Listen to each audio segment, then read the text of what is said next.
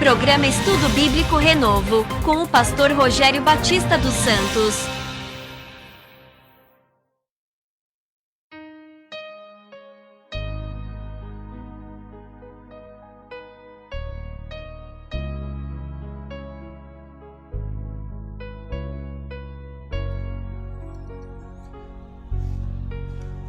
Olá, meu querido amigo que acompanha a nossa programação, a programação da Rádio Renovo de São Paulo, principalmente aqui pelo canal do YouTube da Rádio Renovo. Estamos aí com a nossa segunda edição do nosso estudo falando sobre evangelismo urbano. Antes de mais nada, deixe-me me apresentar para quem não me conhece. Eu sou o pastor Rogério Batista. Sou o proprietário e diretor da Rádio Renovo de São Paulo. A Rádio Renovo ela é uma web rádio que não visa fins lucrativos, mas visa a divulgação da Palavra de Deus através dos nossos streams aí pelo www.radiorenovo.centercast.com.br, pela nossa página no Facebook, aí a página da Rádio Renovo no Facebook, e principalmente através do nosso canal do YouTube. Nós fazemos uma programação de segunda a sexta-feira, das 7 às 8 horas da manhã, o programa Renovo na Manhã, e aos domingos, nos finais de semana, aí, das 22 às 0h30, o programa Fale de Cristo com a Renovo. E semanalmente estamos subindo aí no nosso canal os vídeos falando sobre estudo, né? Como eu já havia falado nos vídeos anteriores, nós temos aí um material falando sobre evangelismo urbano, falando sobre discipulado, bibliologia, enfim, alguns materiais que eu tenho utilizado na nossa teologia, na Igreja Bíblica Santíssima Trindade. Então, para não ficar guardado esse material, eu achei por bem fazer aí essa divulgação, subindo esses vídeos, e eu tenho certeza que de uma maneira ou de outra eles serão bem aproveitados pelos nossos irmãos que acompanham o nosso trabalho através do nosso canal do YouTube. Bom, nós vamos aí à segunda aula, né, falando sobre evangelismo urbano, a aula falando sobre conceito de evangelismo. Vamos lá. Bom, meus irmãos, estamos aqui com essa segunda aula falando sobre conceito de evangelismo e vamos aí então fazer esse estudo em nome do Senhor Jesus Cristo. Vamos lá. O conceito de evangelismo. Olha só, meus irmãos.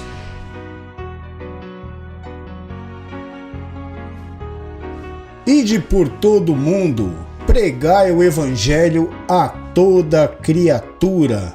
Isso encontra-se em Marcos, no capítulo 16, no versículo 15. Aqui, meus irmãos, nós estamos falando sobre evangelismo urbano, certo?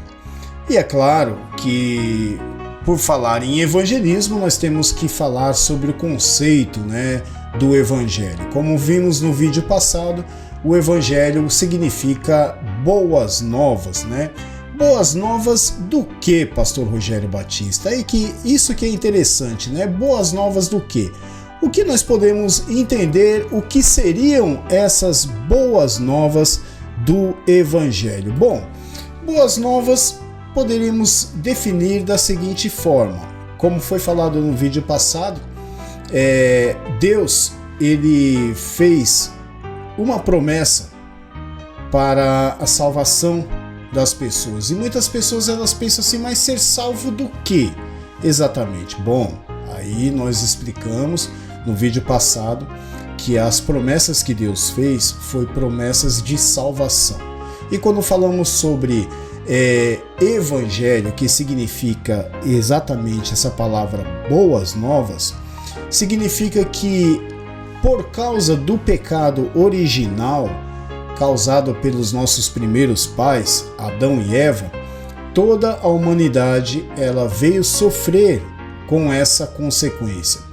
Prova disso é que, invariavelmente, todos os seres humanos, todos, sem exceção, eles têm um destino. E o destino é a própria corrupção do corpo, né? O que é a corrupção do corpo? Nós nascemos, crescemos, nós reproduzimos, né? Nós constituímos família, nós trabalhamos, nos dedicamos, estudamos, nos esforçamos, mas invariavelmente estamos indo para o final da vida, né? Então é por isso que nós envelhecemos, o nosso corpo começa a sofrer as consequências da gravidade, né? Nós vamos envelhecendo e todos chegam a um destino final. Mas aí que tá.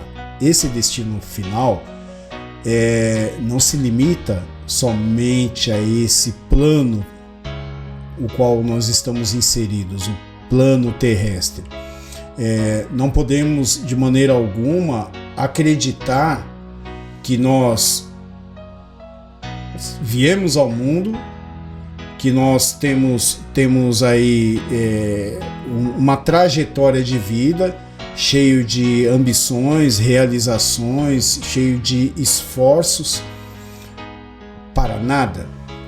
Será possível que nós somos apenas um aglomerado de células ou passamos por processos evolutivos, como dizem aí os naturalistas, né? Como dizem aí os que defendem a teoria de Darwin, por exemplo, o evolucionismo? Não, meus irmãos, nós fomos criados para um propósito. Infelizmente, por causa dos nossos pecados e os pecados dos nossos primeiros pais, nós estamos sujeitos a passar por momentos difíceis e também sofrer a consequência dos nossos pecados. Em Romanos, no capítulo 3, no versículo 23, diz que todos pecaram e destituídos estão da glória de Deus. Ou seja, por causa dos pecados que os pais cometeram, os nossos primeiros pais, como eu havia falado, todos nós passamos por essa condenação. E somando aos nossos próprios pecados, então, deveremos ser julgados e punidos. Mas essa é a diferença. O Evangelho ele significa exatamente isso. O que é exatamente, o que significa exatamente o Evangelho?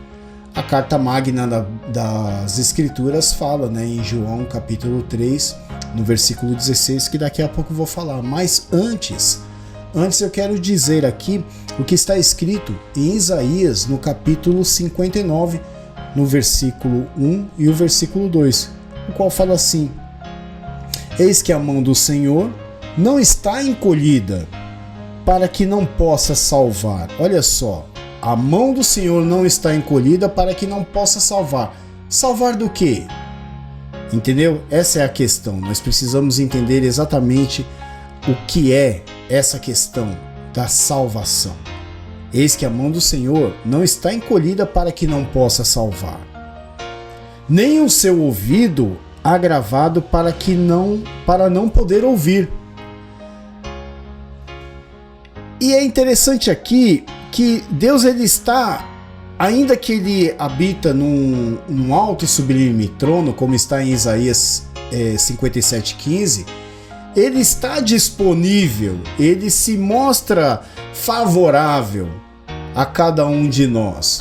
Só que no versículo 2 fala assim: mas as vossas iniquidades fazem divisão entre vós e o vosso Deus, e os vossos pecados encobrem o seu rosto de vós para que não vos ouça. Entendeu?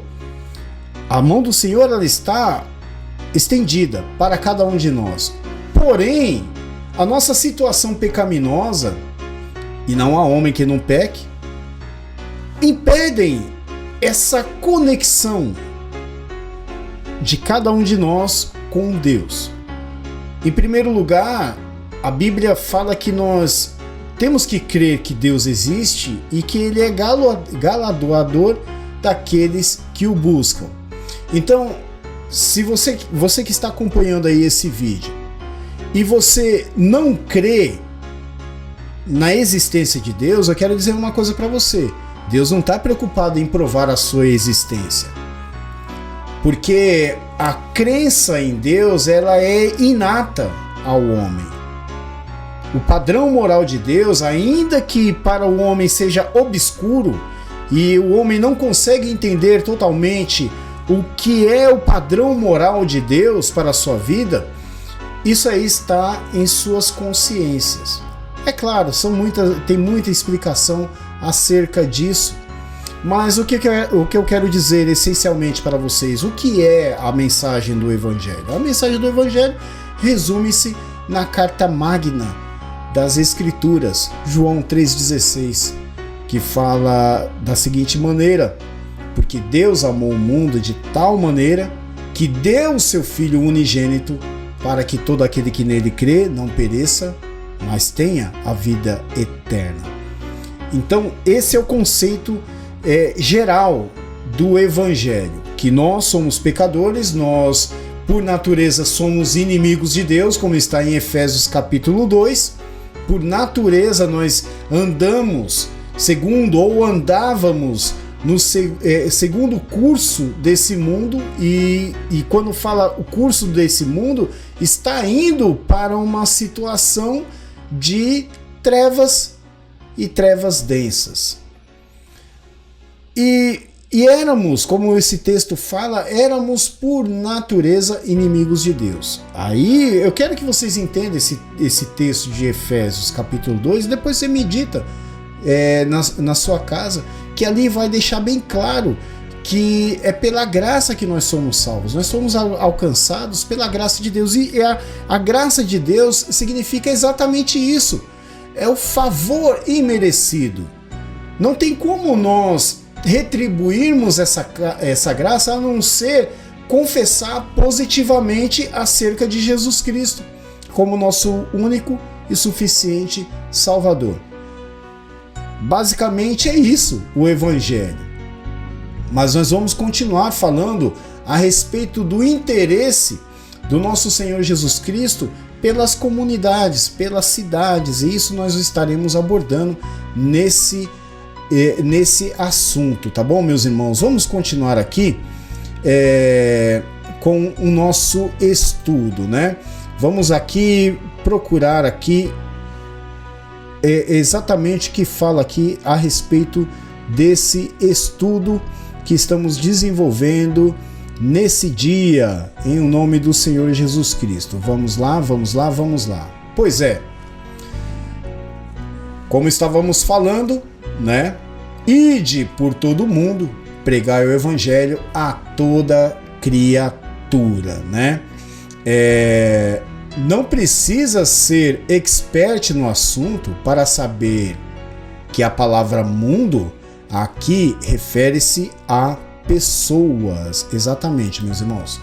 Olha só, não precisa ser expert no assunto. Quando a Bíblia fala ide por todo mundo e pregai o Evangelho a toda criatura, está se referindo que a criatura que é alcançada se refere à humanidade, entendeu? E por isso tem essa certa diferenciação. Vamos tentar entender isso. Você acha que é necessário pregar o Evangelho aos animais? Né? É até uma pergunta redundante, né? Será que seria necessário pregar o Evangelho à natureza? Chegar nas plantas e falar, olha, Jesus ele morreu na cruz do Calvário por você? Claro que não, né? Embora a própria natureza... É interessante isso aí. Embora a própria natureza ela sente, né? dores de parto, né? Ela geme, né? A criação ela geme. Onde nós podemos encontrar esse texto aí, pastor Rogério Batista? Vamos aqui, ó, procurar em Romanos, né? Romanos, no capítulo 8. É interessante isso aqui, meus irmãos, para podermos continuar com o assunto aqui, ó. Olha só, Romanos fala assim, ó. Romanos 8,18 diz assim: porque para mim tenho por certo que as aflições deste tempo presente não são para comparar com a glória que em nós há de ser revelada, porque a ardente expectação da criatura espera a manifestação dos filhos de Deus. Porque a criação ficou sujeita, gente, isso é forte, hein? Porque a criação ficou sujeita à vaidade, não por sua vontade. Olha só, a criação, toda a natureza, todas as coisas criadas, elas ficaram sujeitas à vaidade, ou seja, a uma falta de propósito, sabe, algo que foi corrompido por causa do pecado. Olha só o que diz aqui: não por sua vontade, mas por causa do que a sujeitou. O que foi que sujeitou todas as coisas assim na questão da corrupção? O pecado, entendeu? Aí fala aqui no versículo 21, na esperança de que também tenham a mesma, olha, na esperança de que também a mesma criatura será libertada da servidão da corrupção para a liberdade da glória dos filhos de Deus. Porque sabemos que toda a criação geme e está juntamente com dores de parto até agora. Muito interessante isso aí, muito interessante.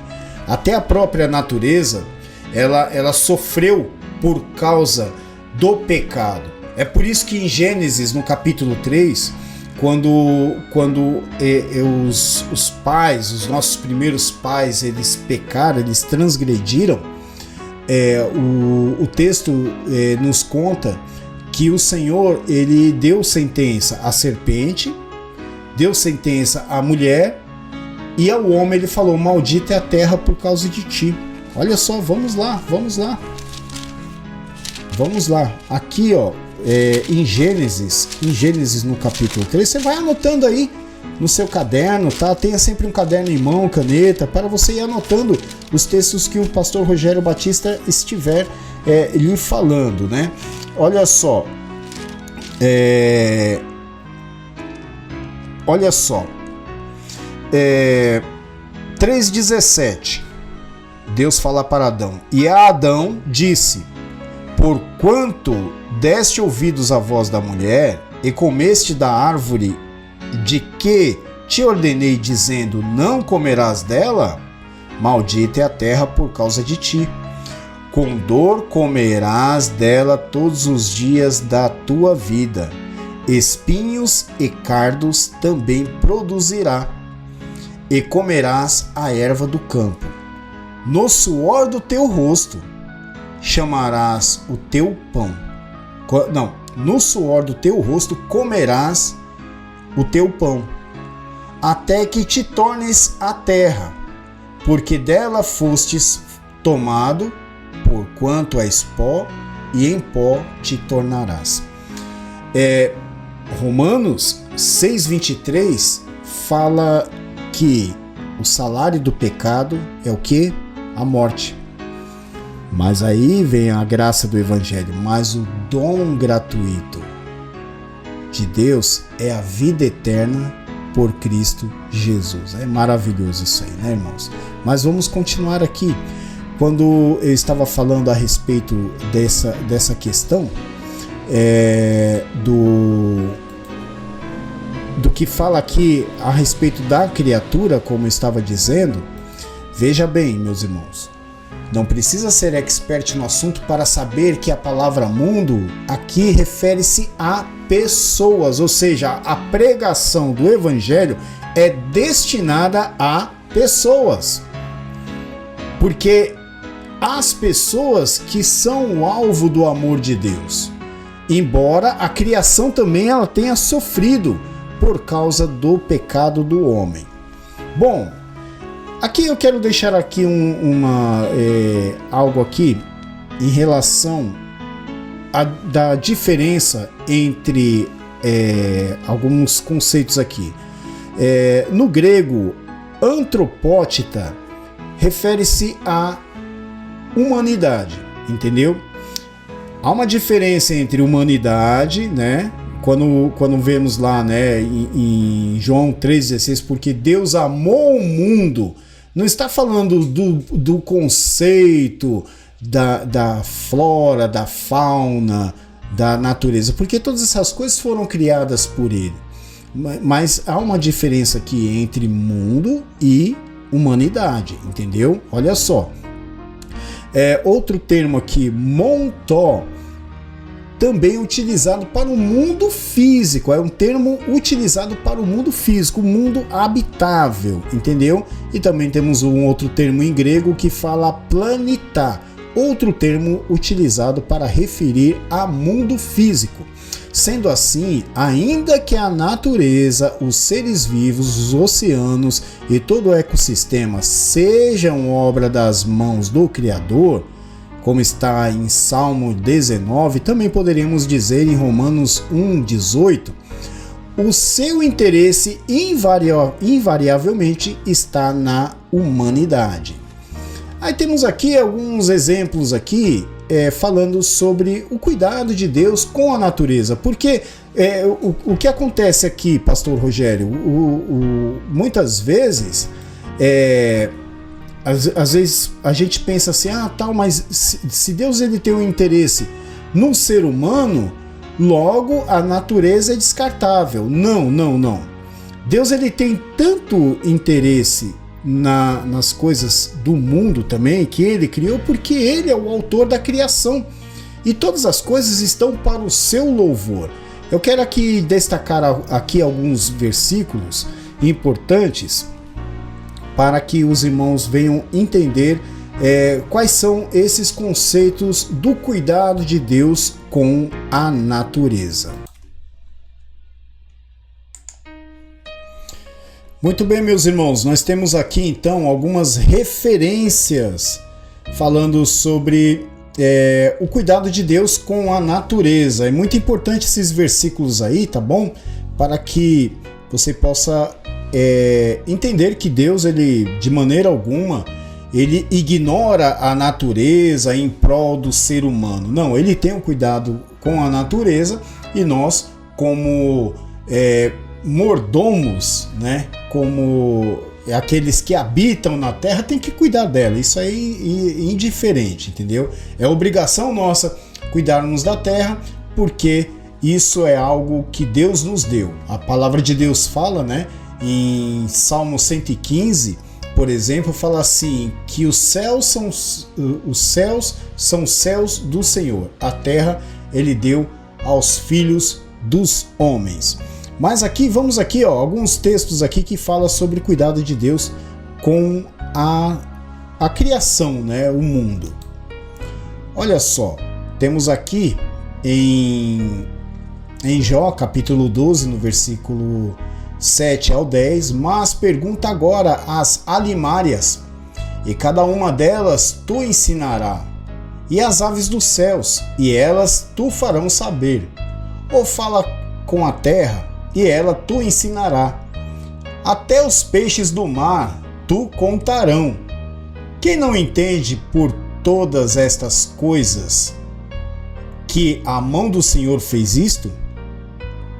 Que está na mão a alma de tudo quanto vive, e o espírito de toda a carne humana?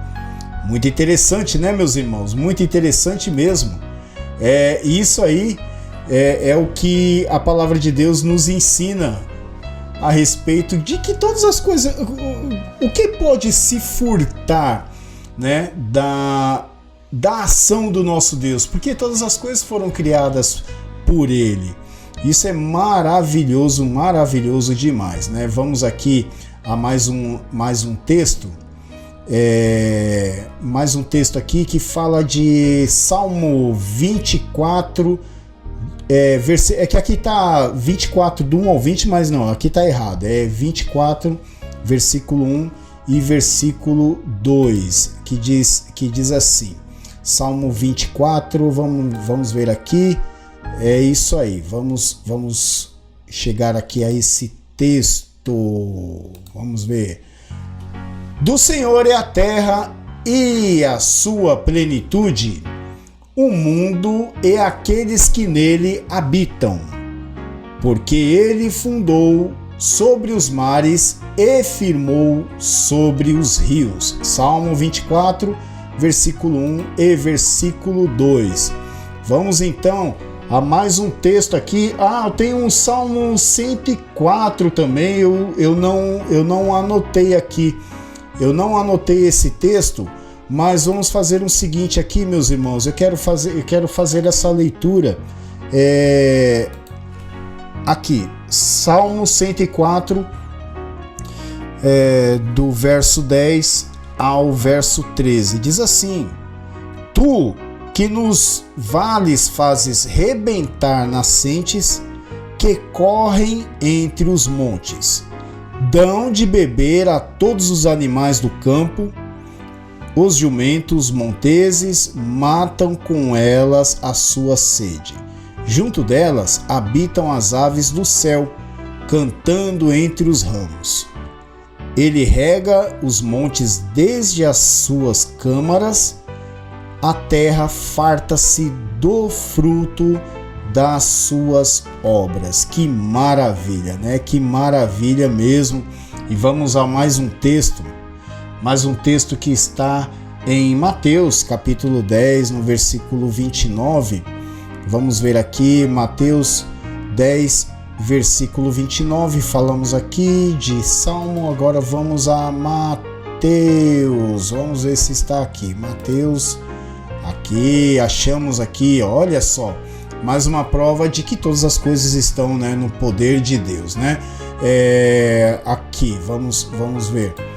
Não se vendem 2 passarinhos por 1 centil?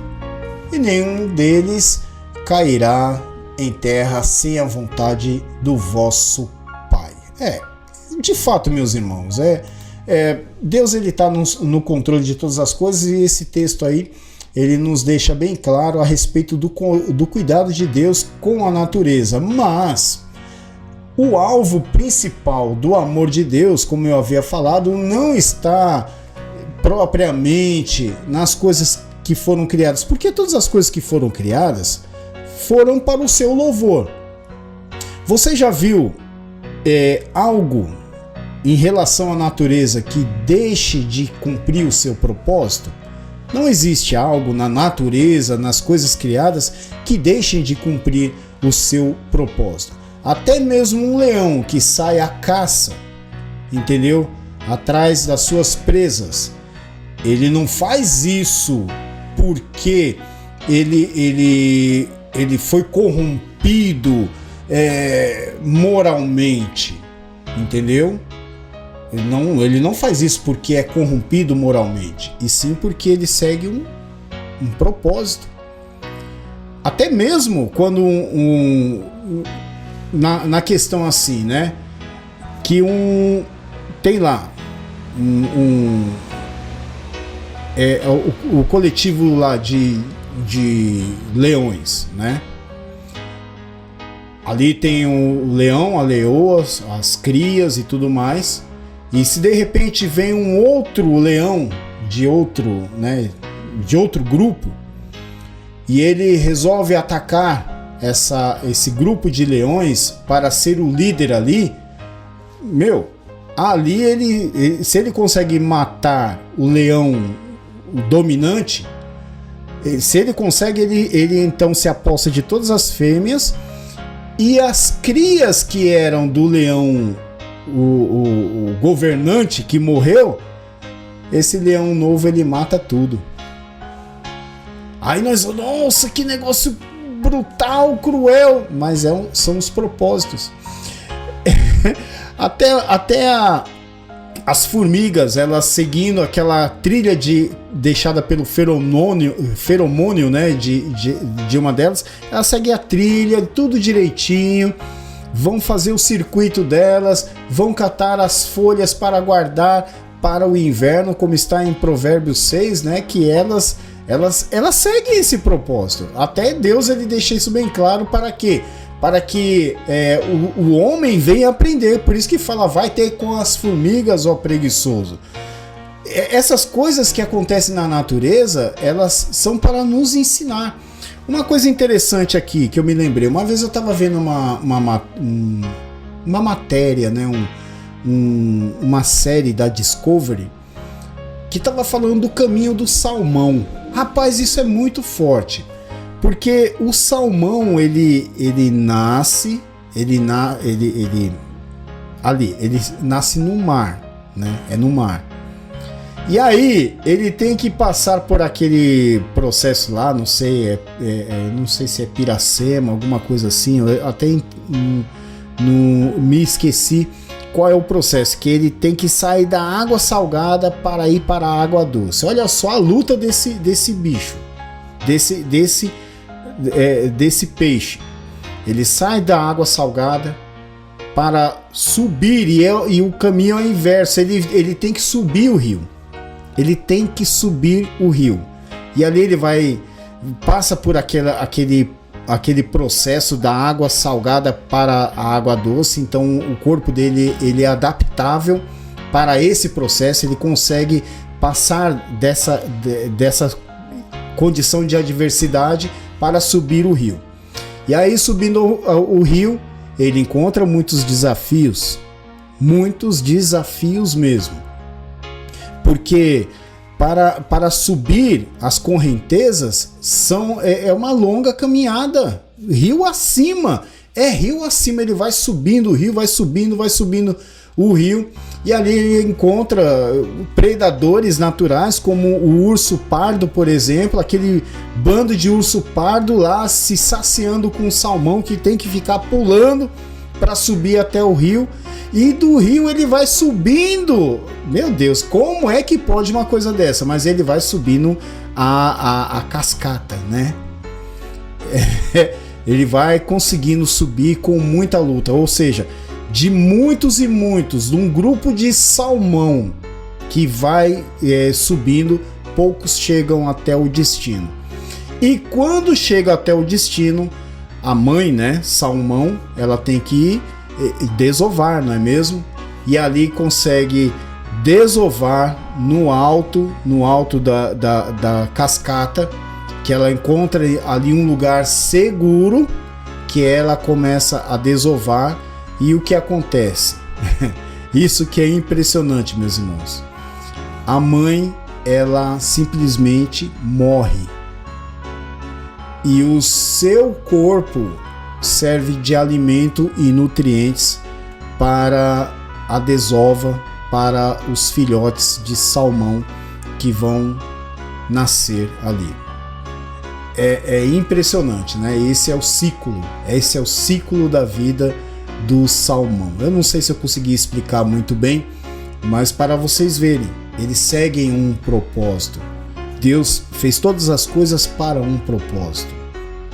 Então, certamente nós não devemos chegar a um salmão e falar: olha, rapaz, Deus amou o mundo de tal maneira que deu seu filho. Eles seguem um propósito. E é o homem que é o alvo mesmo do Evangelho. Vamos continuar aqui, vamos continuar com esse estudo no nome do Senhor Jesus Cristo. Vamos aqui, esse é o programa Estudo Bíblico Renovo com o pastor Rogério Batista. É isso aí, espero que vocês estejam gostando desse estudo. Vamos lá, vamos até a câmera seguinte. Bom, aqui já falamos aqui de alguns propósitos aqui sobre o cuidado de Deus com a natureza, né? Vamos seguindo aqui, ó. Aqui, meus irmãos. Bom, portanto, ide e ensinai todas as nações, batizando-as em nome do Pai e do Filho e do Espírito Santo. Certamente, esse direcionamento é para as pessoas, para as nações, né? As nações constituídas por homens, obviamente. Mateus 28, 19. E o que podemos entender por nações? Nações, simplesmente, meus irmãos, nós podemos entender que é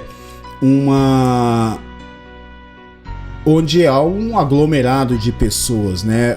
A nação, ela é constituída, né, por pessoas no âmbito de sociedade, né? Uma nação é um conjunto de pessoas, de uma população, onde tem suas regras, onde tem os seus deveres e tem também os seus direitos. Uma nação constituída, ela tem que ser, ela tem que ter a sua autodeterminação, né? Entendeu? E isso que significa nações. E Deus, ele tem um propósito com as nações, por isso que nós estamos direcionando esse estudo acerca de evangelismo urbano. Vamos lá, continuando sobre esse evangelismo urbano, né? Aqui, vamos lá, continuando, meus irmãos, continuando. O que entendemos por nações? Bom, nações, todas as nações, elas têm, como eu falei, ela é uma sociedade, né? Uma sociedade, ela tem a sua autodeterminação, seu conjunto de regras, leis, direitos e deveres, né? Então aqui vamos especificamente de nações, vamos falando das nações. Nós temos aí o grupo, temos aí os estados, dos estados nós temos as capitais nós temos as cidades. A palavra cidade, né? Aí vamos falar sobre cidades. A palavra cidade é citada na Bíblia 1087 vezes no Antigo Testamento e 168 vezes no Novo Testamento, no total de 1255 vezes. Aqui nós temos algumas referências, meus irmãos, a respeito de cidades, né? Aqui fala sobre Gênesis no capítulo 10 e no capítulo 11. Se você ver o texto, ali fala claramente a respeito da construção das cidades e até fala especificamente de um personagem lá chamado Nimrod, né? Que ele foi o que a Bíblia fala que ele era um poderoso caçador perante o Senhor, mas não é que ele era um poderoso caçador aprovado por Deus. Ele era alguém que supostamente resistia a Deus. Portanto, ele até fez aquela cidade, foi a partir dele que foi construída a cidade, né, que foi feita aí a Torre de Babel, não é mesmo? O texto é muito longo, aí não dá para discorrermos, mas fica aí para o seu estudo, Gênesis no capítulo 10 e no capítulo 11, que também aí já vai falar sobre a genealogia, né? Eu acho interessante a gente falar sobre isso aí, né? Vamos pelo menos aqui tentar fazer uma leitura, né? Uma leitura sobre Gênesis capítulo 10 ou até o capítulo 11 aí, tá? Olha só, meus queridos irmãos, vamos aqui fazer essa leitura. Eu acho interessante fazer essa leitura para falar um pouco, né, sobre o propósito das nações e cidades, né? A partir aqui de Gênesis capítulo 10, falando sobre os descendentes de Noé, né? Para que vocês possam entender o propósito de Deus com as cidades. Olha só, os descendentes de Noé. Estas, pois, são as gerações dos filhos de Noé, Sem, Cã e Jafé. E nasceram-lhes filhos depois do dilúvio. E os filhos de Jafé são Gomer, e Magog, e Madai, e Javã, e Tubal, e Meseque, e Tiras. E os filhos de Gomer são Askenaz, e Rifate, e Togarma. Aqui, meus irmãos, olha, esse Togarma aqui, ele é ancestral dos asiáticos de hoje em dia, entendeu? Toda a Ásia ali, o ancestral em comum é Togarma, tá bom? Depois é só você ver aí, dá um Google aí, pesquisa aí na internet, vocês vão entender que esse Togarma, ele é o ancestral, né, dos asiáticos, entendeu? Aqui, ó, e os filhos de Javã são Elisá, e Tarsis, e Quitim e Dodanim. Por estes foram repartidas as ilhas das nações nas suas terras, cada qual segundo a sua língua, segundo as suas famílias, entre as nações. Olha só que interessante aqui. E os filhos de Cã são Cuxi, Misraim, Epute e Canaã. Tá vendo? Já vemos aqui os de Jafé, né? Que fala aqui um deles aí, que é como eu disse, né? Togarma, essa região ali da Ásia, entendeu? Foi onde mais se instalaram os descendentes de Jafé. E aqui os filhos de Cã, exatamente, Cã, ele é pai de Canaã, vocês vão entender aqui, olha só a descendência dele. Lembra que Noé amaldiçoou seu filho Cã? Rapaz, esses aí, toda essa descendência foi um grande peso para os semitas, entendeu? Olha só. Os filhos de Cã são Cuxi, Misraim, Epute e Canaã. E os filhos de Cuxi são Sebá, e Avilá, e Sabitá, e Ramá, e Sabitecá. E os filhos de Ramá são Sabá e Dedã. Cuxi gerou a Nimrod. Este começou a ser poderoso na terra. E este foi poderoso caçador diante da face do Senhor, pelo que se diz como Nimrod, poderoso caçador diante do Senhor. Aqui, irmãos, quando fala assim, Nimrod, olha só, ele veio da descendência de Cã. Nimrod, quando diz aqui, ele foi poderoso caçador diante do Senhor, não que ele era aprovado por Deus, não que Deus o aprovava como um caçador, não. No termo mais sensato para se abordar, é que ele foi um opositor a Deus, entendeu? Quando fala aqui, ó, como Nimrod, poderoso caçador diante do Senhor, diz que ele se opunha ao governo de Deus. É por isso que nós vemos que foi construída a torre, né? A famosa Torre de Babel. Pois é, olha só. E o princípio do seu reino foi Babel, Ereque, e Acade e Calné na terra do Sinar, entendeu? É por isso que Deus, quando os homens construíram aquela grande torre e viu Deus que era um projeto, além de ser um projeto repleto de arrogância e de autodeterminação, era um projeto rebelde, eles queriam se rebelar contra o Senhor, e assim dizia, ó, para que nosso reino, né, para que nós não sejamos espalhados pela terra, entendeu? Ele se opunha ao governo de Deus, é por isso que Deus confundiu a língua dos homens, né? É muito interessante esse texto, né? Mas veja bem, versículo 11, desta mesma terra saiu ele a Síria, edificou a Nínive e Reobote, Ir e Calá. Vocês entenderam que conforme foram, depois do dilúvio, que as sociedades elas foram se organizando, elas criaram as suas cidades, né?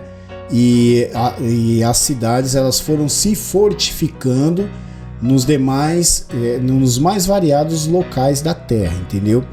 Então por isso nós podemos ver aqui esses nomes muito conhecidos, como Nínive, como Babel, enfim, porque foram as organizações.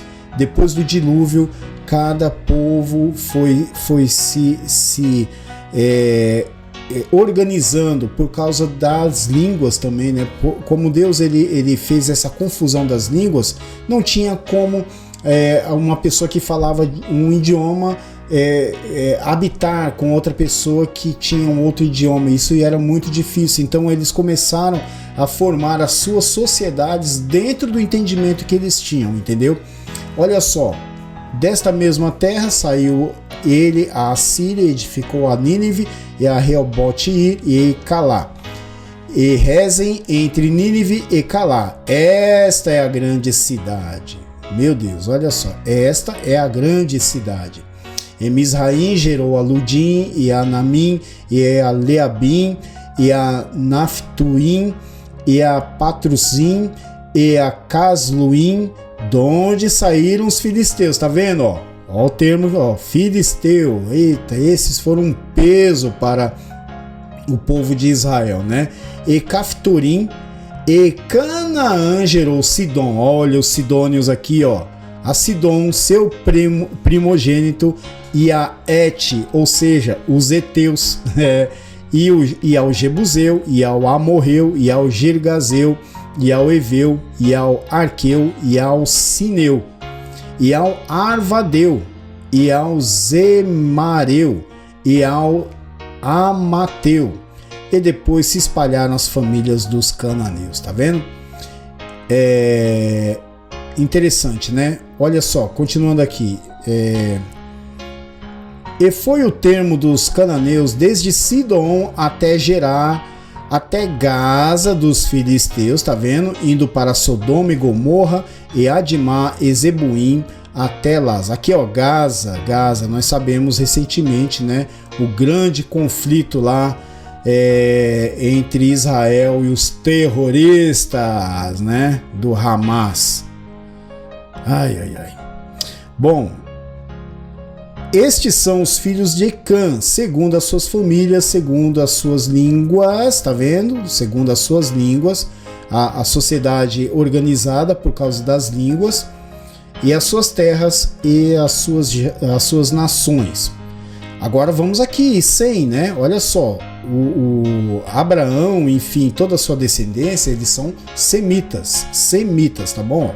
E a Sem nasceram filhos, e ele é o pai de todos os filhos de Eber, tá vendo? Eber, guarda esse nome, hein? Eber. O irmão mais velho de Jafé.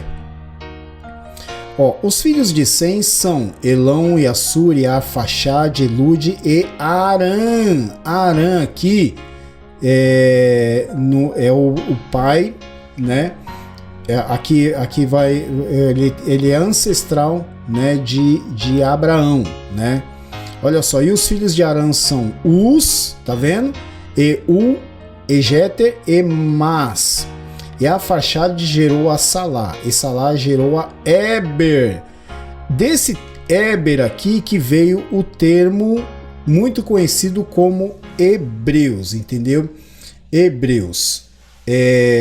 Quando Moisés, né? Quando Moisés, ele no Êxodo, quando Moisés surgiu, o que aconteceu? Aquele faraó, ele não conhecia a Deus, também não conhecia aquele povo, e também os que eram presos, os prisioneiros, os escravos, não eram chamados de israelitas, e sim de hebreus. É desse nome aqui, Eber, que vieram o termo hebreus, tá bom? E a Eber nasceram 2 filhos, o nome de um foi Peleg, porquanto em seus dias se repartiu a terra, e o nome do seu irmão foi Joquitã. E Joquitã gerou a Almodá, e a Salef, e a Azarmavé, e Gerá, e a Adorão, e a Uzal, e a Dicla, e a Obal, e a Abimael, e a Seba, e Ofir, e a Vilá, e Jababe, todos estes foram filhos de Joquitã. E foi sua habitação de Messa, indo para Cefar, montanha do Oriente. Estes são os filhos de Sem, segundo as suas famílias, segundo as suas línguas, em suas terras, em suas nações.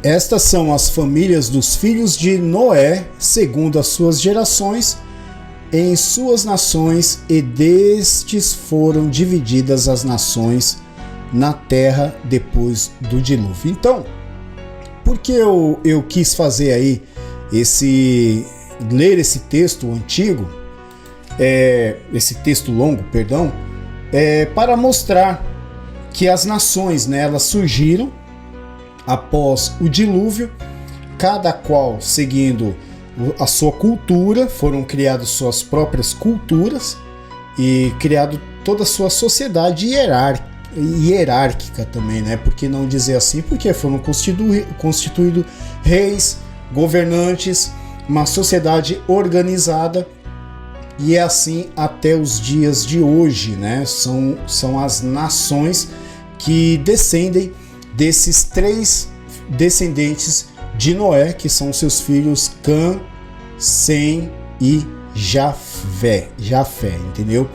Então, a partir daí, nós podemos entender por que foram criadas as cidades. E aí nós vamos partir para o nosso próximo, a nossa próxima parte do estudo, que vai falar aqui do interesse, né, o interesse do nosso Senhor e Salvador Jesus Cristo na questão aí do interesse que ele tem pelas cidades. Vamos a esse texto aqui, ó. Temos aqui essas referências, né? Eu falei sobre Gênesis capítulo 10 e capítulo 11, é muito longo falar sobre isso. Eu só me ative mesmo a Gênesis capítulo 10 para vocês saberem o surgimento, né, dessas nações. Vemos aqui, ó, em Gênesis capítulo 18 e 19, fala sobre a destruição das cidades. Olha só, anotem isso aí, cidades, as cidades ímpias de Sodoma e Gomorra. Em Números capítulo 29, no versículo 7, fala sobre a necessidade das cidades de refúgio. Pois quando alguém, né, quando o homem ele cometia algum crime, né, quando ele cometia algum crime assim, não doloso, né, como é que é, culposo, um homicídio culposo, por exemplo. Ele cometia isso, então Deus ainda dava uma segunda chance para ele, para que ele ficasse nas cidades de refúgio.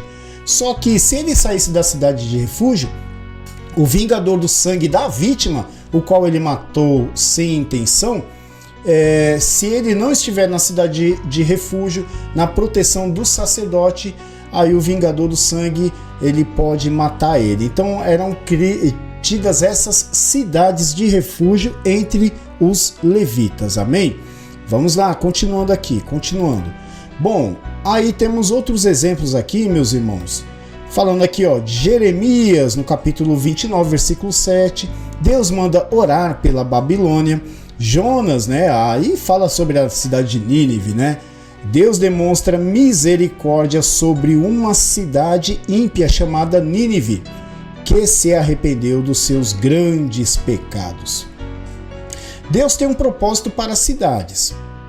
É interessante aqui, meus irmãos, olha só. Isso porque a concentração de pessoas estão nas cidades, entendeu? É muito importante ressaltar isso, que a concentração, por quê? Porque as pessoas elas têm uma tendência social em ir a lugares que são habitados. Ninguém se desenvolve em lugares ermos, né? Em lugares inabitáveis. Ali só se for um eremita mesmo, mas a grande maioria das pessoas elas tendem a migrar para as cidades. Olha só, as pessoas de todas as regiões do mundo tendem a migrar para as grandes cidades em busca de novas oportunidades. As cidades se tornaram um centro de... Por quê, né? Olha, se tornaram um centro de especialização. Geralmente as cidades pequenas, principalmente do interior, têm a tendência de ser generalista. O que é isso aí, Pastor Rogério? Uma cidade do interior, ela não é uma cidade de especializações, né? Deixa eu explicar isso mais mais abrangentemente aqui para que vocês possam entender. Uma cidade do interior é um exemplo assim. Numa cidade do interior tem o quê? Tem vamos ver, tem um médico. E esse médico, ele é assim, ele é generalista, né? No caso assim, ele atende na questão de pediatria, é o mesmo médico que faz odontologia, é o mesmo médico que cuida de doenças da pele, entendeu? Ele é como é o termo aqui usado, né? Como é médico geral, é o clínico geral, entendeu? Geralmente nas pequenas cidades não tem uma especialização de um grupo de médicos, cada um para essa área. E geralmente numa cidade pequena é um médico que lida, né, com todas as áreas aí da saúde, entendeu? Então as cidades pequenas elas tendem a ser generalistas, né? Elas têm essa tendência natural, dado a limitação, muitas vezes a limitação geográfica, dada a limitação social, entendeu? Então geralmente elas são únicas em suas atividades, entendeu? Bom, vamos lá, vamos mais à frente aqui, ó. Olha só. Por que as pessoas, né, voltando aqui, por que as pessoas elas tendem a ir para as grandes cidades? Porque as grandes cidades elas tornam-se um centro de especialização, ou seja, a diversidade de atividades que há numa cidade, isso atrai as pessoas. Geralmente as pessoas elas saem das pequenas cidades, bairros, né, dos rincões, enfim, para ir para as grandes cidades. Por quê? Porque tem uma oferta maior de serviços, entendeu? Seria mais ou menos isso, irmãos. Olha só, as grandes cidades têm o poder de influenciar. Exatamente, olha só, o que acontece num centro logo é copiado por maioria das cidades do mundo, entendeu? Como Nova York, França, como a Inglaterra, como grandes cidades. É só você ver como é que é a tendência da moda. Geralmente a tendência da moda não vem de lugares pequenos, vem de lugares grandes, assim como a influência da música, assim como toda a diversidade de novas tecnologias, elas vêm das grandes cidades, entendeu? A tendência é essa. Olha só, os grandes centros acabam influenciando as cidades menores, de sorte que, se conseguirmos evangelizar as cidades grandes, torna-se mais fácil alcançar as cidades menores. Vocês entenderam a lógica? Quando nós procuramos evangelizar centros como a cidade de São Paulo, né, por exemplo, a tendência é haver um crescimento.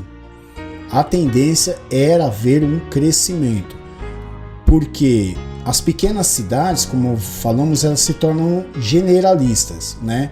Ou seja, para vocês terem uma ideia, uma pequena cidade, geralmente, assim, religiosamente falando, o que é que domina uma pequena cidade? A Igreja Católica. No caso, é a Igreja Católica. Porque aí tem toda aquela questão tradicional, tem o padre, aí, sabe, no domingo as pessoas vão para a missa, vão para se confessar com o padre. Geralmente é o padre que faz casamento, é o padre que faz batismo, é o padre que faz primeira comunhão, sabe, essas coisas tudo é o padre. É o padre que lida com as famílias, é o padre que lida com os casamentos. Então geralmente é isso. Nas pequenas cidades elas se tornam generalistas. Já as grandes cidades, elas têm essa diversidade. É por isso que nas grandes cidades o crescimento das igrejas evangélicas ela realmente é mais efetiva, né? Esse crescimento é mais efetivo, por quê? Por causa da diversidade e também por se tornar influência para as demais. Ou seja, quando se implanta uma igreja numa cidade grande, a tendência dela ramificar para outras regiões é muito grande, entendeu? Ao contrário de quando é feito, quando você abre uma igreja evangélica numa cidade pequena, a tendência é que ela fica limitada somente ali naquela região. Pense nisso aí, tá vendo? Vamos lá, vamos continuar aqui, meus irmãos. Vamos continuar. Vamos lá. Olha só. Os grandes centros acabam influenciando as cidades menores, de sorte que, se conseguimos evangelizar as cidades grandes, torna-se mais fácil alcançar as cidades menores. Bom, até aqui nós terminamos aqui, né, esse estudo, mas vou deixar aqui para a sua meditação. Conte-nos um pouco sobre você. Como você chegou a essa cidade, a cidade onde você mora? Se você nasceu aqui, de onde vieram seus pais? Olha só que você vai entender qual é o propósito dessas perguntas. Se os seus pais são naturais, no caso aqui de São Paulo, né? Então fale um pouco sobre os seus avós. Vocês vão entender que geralmente os avós, eles são de outros lugares, entendeu? Deixa eu dar uma pausa aqui, só um instantinho aqui, meus irmãos. Deixa eu dar uma pausa aqui. Eu digo assim, geralmente os avós são poucos. Supomos aqui, eu estou falando do estado de São Paulo, onde realmente o estado de São Paulo, pelo menos na época de 70, na década de 70, 60, 70, era a cidade mais ambicionada por imigrantes aqui, supomos aqui do Brasil, né? Eu me lembro que o meu pai falava que os pais deles sempre tinham uma meta: olha, vai para São Paulo que lá você vai ter oportunidade. E assim, tanto que aqui em São Paulo, aqui é o estado que tem mais nordestino, e não é só nordestino, tem o sudestino também, tem vários, e não somente os daqui do Brasil, imigrantes de fora também, muitos países, né, eles tendem a vir para o Brasil e especificamente para a cidade de São Paulo. Pelo menos foi assim na década de 70, 80, enfim. Então, por que eu fiz essa pergunta, né? Se seus pais são daqui, da onde são seus avós, né? São poucos são naturais daqui de São Paulo. Geralmente eles são de outros estados. Por exemplo, meu pai, né, falecido, ele era de Fortaleza, Ceará, né? Meu pai era jangadeiro, né, da cidade de Aracati. A minha mãe veio de Pernambuco, lá de Arco Verde, né, Pernambuco, Buíque, então, e a maioria da família tá tudo aqui no estado de São Paulo. E aqui constituíram famílias, né? Eu sou paulista, sou paulista, porém de raízes nordestinas. Tem uns caras aí que passam aqui, né? Eu tô aqui trabalhando, os caras, os coletores aí de lixo, meus amigos, eles me chamam de Bahia. Ô Bahia! Mas eu não sou baiano, pô. Por quê? Eu acho que veio uma cara de nordestino, não sei, né? Não sei o que eles querem dizer com isso, não sei, né? Mas enfim, irmãos, geralmente é isso, né? Vamos lá, deixa eu continuar aqui para terminar. Olha só, se puder, explique-nos quais foram as motivações que os trouxeram a essa cidade. Você pode falar-nos um pouco sobre as suas afinidades, entendeu? Depois eu vou explicar por que isso aí, ó. Ocupação, hobby, atividade, esporte, associação, etc, etc e etc. No próximo vídeo eu vou explicar um pouco sobre isso. Bom, é isso, pessoal. Esse é o nosso segundo dia de estudo aqui, né? Pensem aí nessa meditação aí que eu pedi, né? Conte um pouco sobre você, sobre os seus gostos, né? As suas afinidades, entendeu? Conte-nos aí também a respeito dos seus pais, dos seus avós, enfim, é importante que você responda essas coisas para que nós possamos aí, né, continuar. Então aqui, né, você pode deixar escrito aqui no chat aqui, né, tem o nosso chat, tem aí, faça o seu comentário, porque aí na próxima aula eu vou pegar alguns comentários e vou comentar aí a respeito das suas experiências na localidade onde você está. Eu falei aqui de São Paulo, mas você pode falar aí do Rio de Janeiro, pode falar do Paraná, tem muitos irmãos aí que nos acompanham no Paraná, né? Aí do Rio Grande do Sul, fale um pouco como é que aconteceu, o que constituiu a sua família, qual foi a constituição da sua família, tá bom? Mas até aqui, muito obrigado a vocês, que o Senhor abençoe grandemente. Esse foi o nosso segundo vídeo.